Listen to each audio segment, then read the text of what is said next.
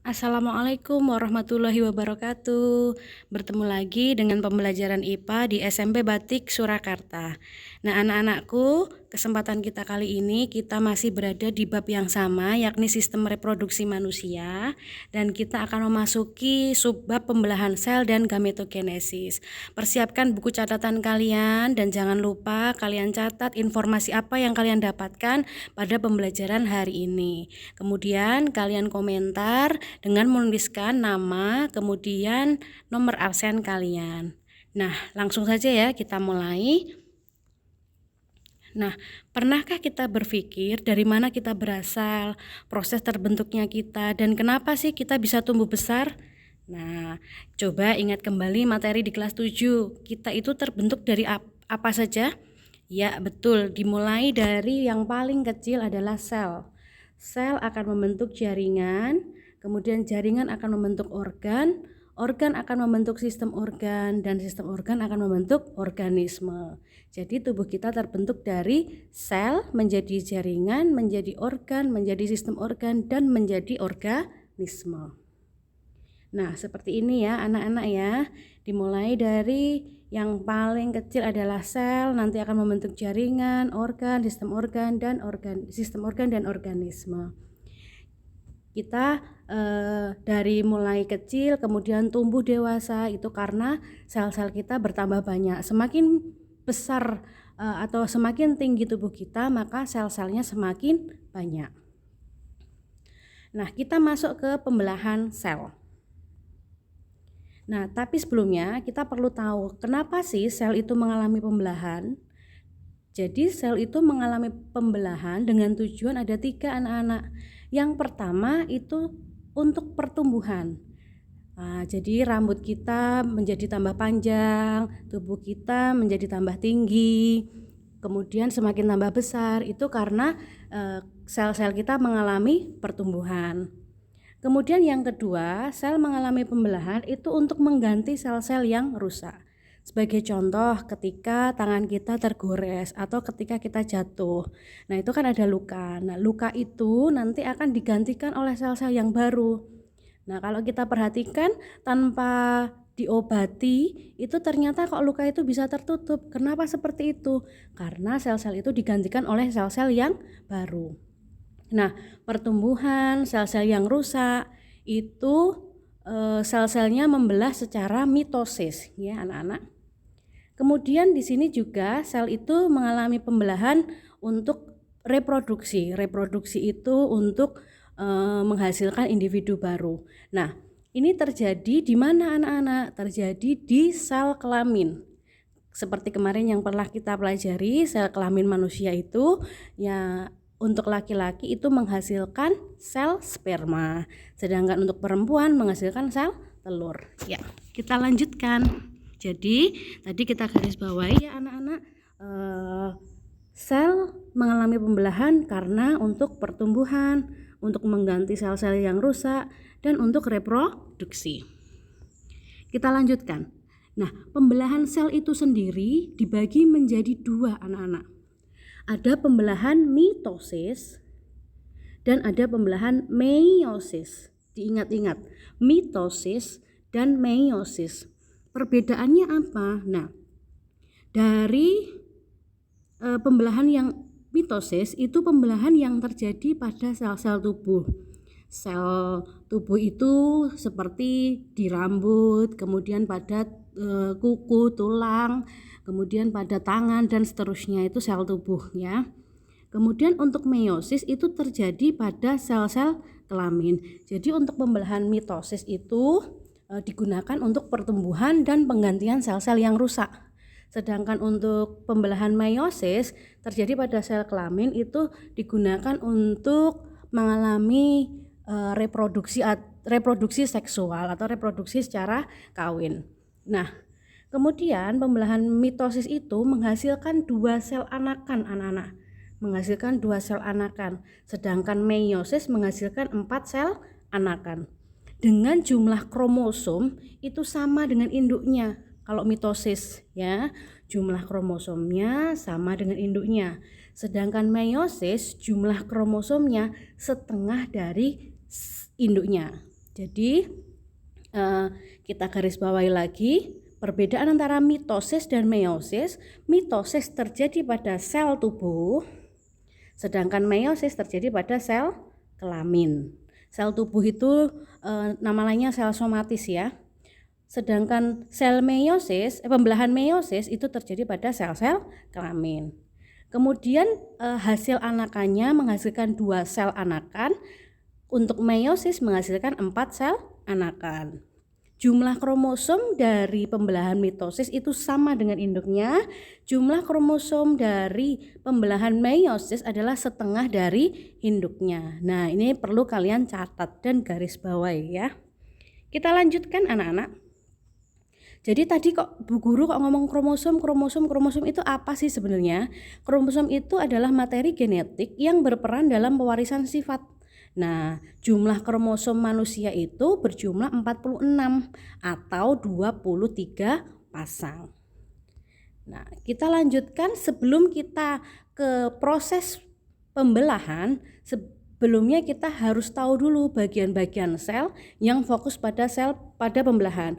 Nah, dulu waktu kelas 7 itu sudah ada ya bagian-bagian sel, tapi kita di sini akan fokus pada pembelahannya saja.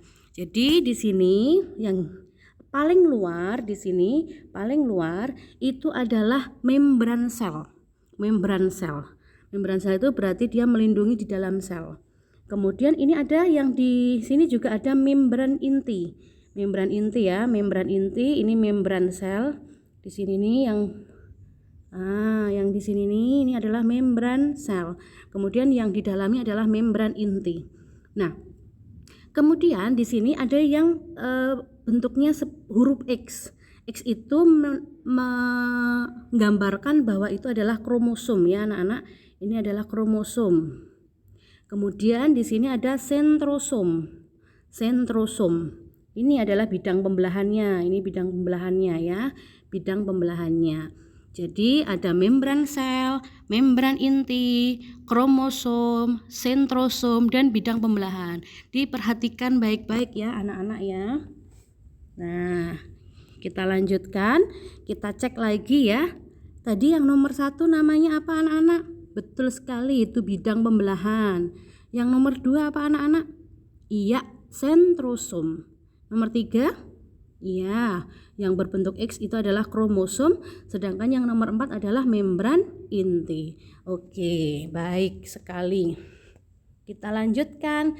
Yang pertama, pembelahan mitosis. Oke, masih ingat ya pembelahan mitosis tadi terjadi di mana? Iya, terjadi di sel tubuh. Baik. Jadi pembelahan mitosis itu dia akan menghasilkan 2 sel anakan dengan jumlah kromosom yang sama dengan induknya. Nah, di sini nanti akan ada 4 proses.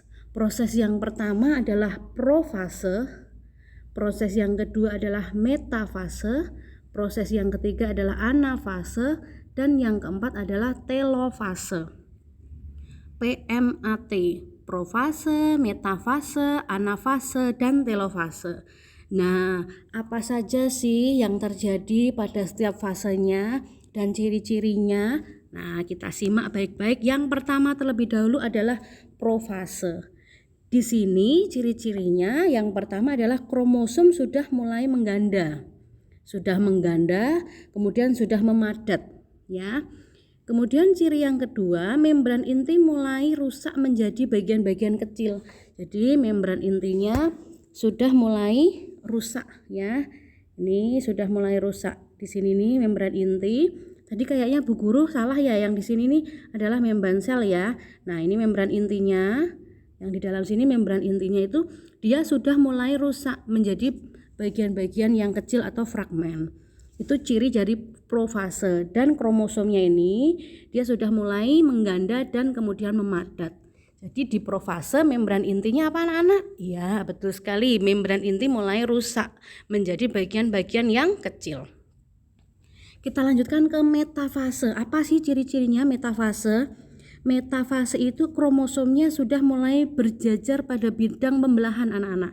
Jadi ini kromosomnya, meta itu artinya dia di tengah ya, di bidang pembelahan. Jadi ini Di sini metafase itu kromosomnya dia sudah berjajar pada bidang-bidang pembelahan. Kalau tadi kan dia kromosomnya masih seperti ini di dalam inti. Nah, sekarang ini karena tadi intinya sudah rusak, maka ini sudah mulai kromosomnya berjajar di bidang pembelahan. Metafase, meta di tengah gitu ya. Kemudian ana itu artinya kutub ya anak-anak ya. Jadi ana itu kromosomnya sudah bergerak menuju kutub-kutub yang berlawanan. Jadi ini sentrosomnya dia menarik kromosom sehingga kromosomnya ini akan menuju ke kutub yang berlawanan. Di akhir anafase, kedua kutub sel memiliki kromosom yang jumlahnya sama. Nah, ini anafase, ciri-cirinya seperti itu. Kita lanjutkan ke telofase. Nah, karena tadi sudah menuju ke kutub-kutub yang berlawanan, sekarang yang telofase ini yang pertama, membran inti sudah mulai bergabung. Yang kedua, terbentuk dua sel anakan yang bersifat diploid. Diikuti sitokinesis. Sitokinesis itu apa? Sitokinesis itu pembelahan sitoplasma. Jadi ini sudah mulai pembelahan sitoplasma, terbentuk dua sel anakan yang bersifat diploid ya anak-anak ya, bersifat 2N atau diploid. Itu adalah ciri-ciri dari telofase.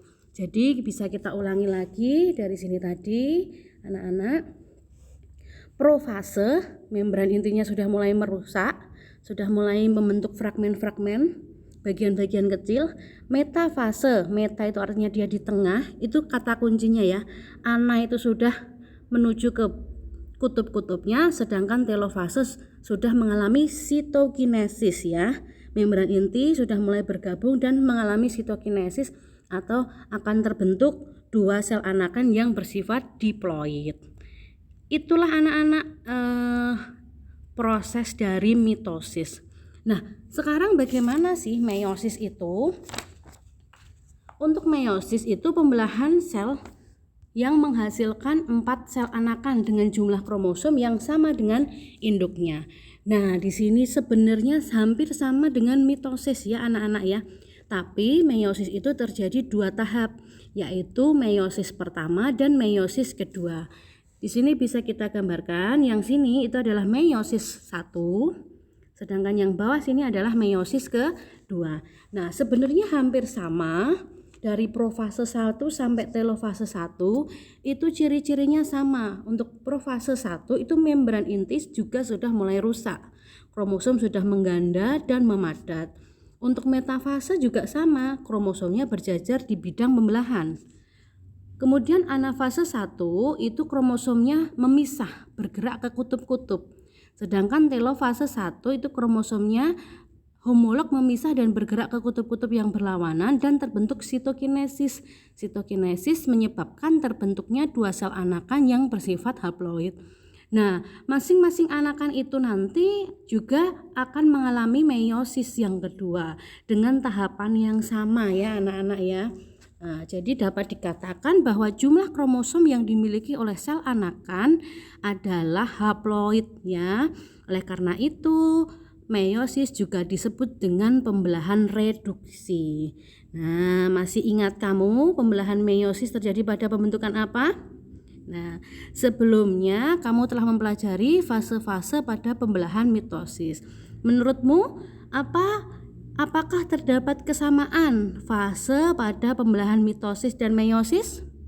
Nah, berbeda dengan mitosis, pembelahan meiosis berlangsung dalam 2 tingkat ya, tadi seperti yang Bu Guru sampaikan, yaitu meiosis 1 dan meiosis 2. Tapi meskipun demikian, fase-fase pembelahan meiosis itu mirip dengan pembelahan mitosis. Nah, itulah anak-anak tadi adalah pembelahan sel. Sudah jelas semuanya? Baik, kita lanjutkan dengan gametogenesis ya anak-anak ya. Apa sih gametogenesis itu? Nah, gametogenesis itu berasal dari 2 kata. Gamet dan genesis. Gamet itu artinya sel kelamin. Sedangkan genesis itu proses pembentukan. Jadi gametogenesis itu adalah proses pembentukan sel kelamin. Sel kelamin. Nah, kemarin seperti yang kita sampaikan, sel kelamin itu ada dua. Ada laki-laki itu akan menghasilkan sperma, betul sekali. Dan perempuan akan menghasilkan sel telur. Nah, sperma dan sel telur itu masing-masing dihasilkan oleh apa?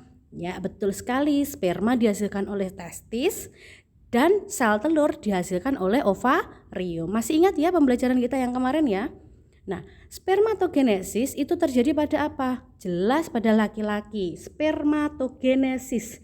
Spermatogenesis itu artinya apa? Proses pembentukan sperma. Sedangkan oogenesis ya, ini salah ya. Oogenesis terjadi pada perempuan atau proses pembentukan sel telur ya. Oogenesis itu proses pembentukan sel telur, sedangkan spermatogenesis adalah proses terbentuknya sel sperma. Lanjut anak-anak, bagaimana sih proses pembentukan sperma itu? Proses pembentukan sperma atau nama lainnya adalah spermatogenesis ya. Jadi ingat-ingat spermatogenesis. Spermatogenesis itu adalah proses pembentukan sperma. Itu dimulai dari spermatogonium. Nah, spermatogonium itu adalah sel induknya sperma ya. Sel induknya sperma itu dia akan membelah secara mitosis membentuk spermatosit primer. Spermatosit primer nanti akan membelah secara meiosis pertama menjadi spermatosit sekunder. Spermatosit sekunder. Masing-masing spermatosit sekunder akan mulai mengalami pembelahan lagi menjadi spermatid. Nah, spermatid ini nanti akan berdiferensiasi akan menjadi spermatozoa atau sperma. Nah, ini anak-anak ya. Jadi, satu kali spermatogenesis atau satu kali pembentukan sperma itu akan menghasilkan 4 buah sperma. Kita ulangi ya. Dari mulai atas dulu. Mulai atas terlebih dahulu, spermatogonium akan membelah secara mitosis membentuk spermatosit primer. Spermatosit primer akan membelah secara meiosis pertama membentuk spermatosit sekunder, betul sekali. Nah, kemudian spermatosit sekunder akan mengalami proses pembelahan ya. Itu akan membentuk spermatid ya. Spermatid nanti akan menjadi spermatozoa. Jadi saya ulangi lagi anak-anak, proses pembentukan sperma tadi disebut dengan apa? Betul sekali, spermatogenesis. Nah, pembentukan sel sperma ini terjadi di mana toh? Terjadi di testis, tepatnya di tubulus seminiferus. Nah, kata tubulus itu artinya saluran ya, sedangkan seminiferus itu berasal dari kata semen, artinya sperma. Nah, kemudian proses pembentukan sperma itu terjadi secara bertahap. Kita ulangi dari sel induk sperma atau spermatogonium. Sel induk sperma itu mengalami apa tadi? Pembelahan secara apa? Betul, mengalami secara mitosis membentuk spermatosit primer. Selanjutnya spermatosit primer mengalami pembelahan meiosis tahap 1 membentuk 2 spermatosit sekunder. Spermatosit sekunder mengalami pembelahan meiosis kedua membentuk spermatid. Nah, spermatid itu mengalami diferensiasi atau perkembangan sehingga terbentuk sel sperma atau spermatozoa. Nah, ini ya spermatogonium, spermatosit primer, spermatosit sekunder, spermatid, spermatozoa. Kalian harus hafal. Kita lanjutkan ke proses pembentukan ovum atau oogenesis. Oogenesis adalah proses pembentukan ovum. Nah, oogenesis itu kita mulai dari sel telur atau sel indukan telur ya anak-anak ya. Itu adalah oogonium. Membelah secara mitosis membentuk oosit primer. Jadi pembelahan oogonium tadi akan mengalami pembelahan mitosis membentuk oosit primer. yang bersifat diploid. Kemudian oosit primer itu anak-anak mengalami pembelahan meiosis tahap pertama, membentuk oosit sekunder dan satu polosit atau badan polar ya. Kemudian mengalami pembelahan meiosis kedua, menghasilkan dua polosit atau badan polar. Oosit sekunder itu nanti selanjutnya juga akan mengalami pembelahan meiosis tahap kedua, membentuk satu ootit dan satu polosit. Nah, ootit itu kemudian berdiferensiasi membentuk ovum. Dan pada akhirnya peristiwa oogenesis dari satu sel induk telur akan menghasilkan satu sel telur yang bersifat haploid dan tiga polosit atau badan polar yang bersifat haploid. Namun yang dapat berfungsi itu hanya satu sel telur saja. Nah, kita ulangi ya, dari oogonium tadi akan mengalami pembelahan mitosis membentuk oosit primer.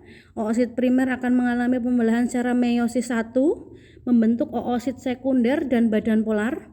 Kemudian oosit sekunder itu akan mengalami meiosis kedua membentuk ovum dan badan polar. Ini akan membentuk badan polar.